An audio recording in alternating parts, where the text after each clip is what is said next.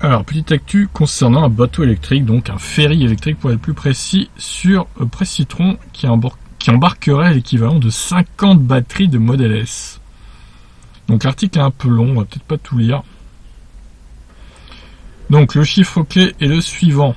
Chaque année, pas moins de 2000 tonnes de CO2 sont écartées sur le trajet en remplaçant un ferry classique par Hélène et sa technologie électrique. Mais si le projet a vu le jour sur cette île danoise, c'est avant tout parce que la production électrique locale produite à partir de son parc éolien est excédentaire en vue de la consommation de ses habitants.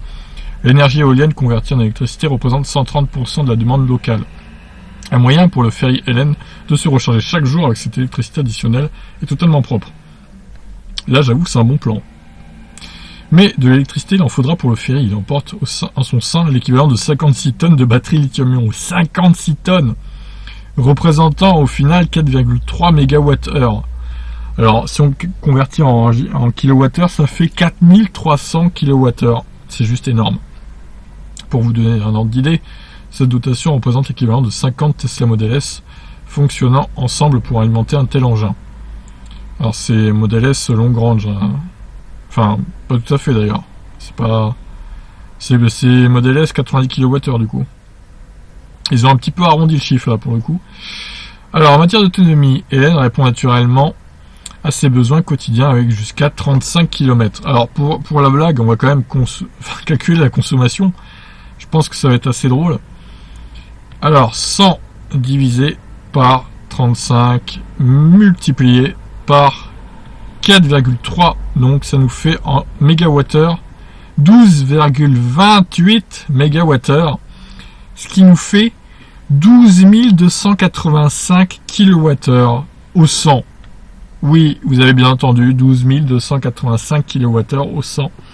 L'Audi e-tron est battu. Largement. Donc là, éclaté de chez éclaté. La consommation gigantesque hein, quand même, mais en même temps c'est tellement lourd ce genre de bateau que bon, voilà quoi. Pour la coordinatrice du projet, cette perf a de quoi être réjouissante pour la transition énergétique dans le secteur maritime. 80% des trajets en ferry en Europe pourraient être ainsi remplacés par des ferries électriques de ce style, sans que cela soit dérangeant pour leur autonomie au quotidien. Bah, c'est vrai qu'ils ont un trajet fixe à chaque fois, et s'ils peuvent être rechargés par de l'électricité verte, pour le coup c'est pas mal. Sous le capot d'Hélène, 4 moteurs fonctionnant de façon silencieuse pour animer la bête, un gain de tranquillité offert par la motorisation électrique qui n'est pas le seul pour l'équipage. Tout comme sur les voitures électriques, la majoration des performances est notable. Dans une interview Euronews, le capitaine Thomas Larsen n'hésitait pas à comparer la navigation d'Hélène avec celle d'un bateau de vitesse plus léger. Si vous souhaitez découvrir les joies d'un ferry à motorisation novatrice, vous savez maintenant où vous rendre.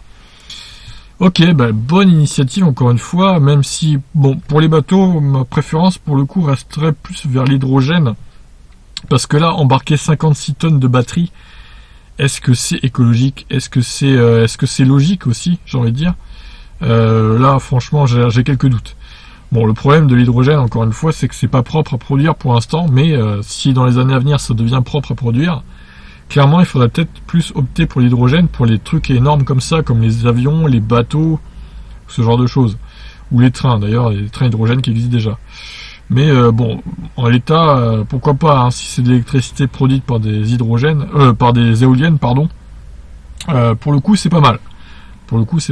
Bon, écoutez, je vous laisse réagir sur ce bateau gigantesque et cette consommation gargantuesque.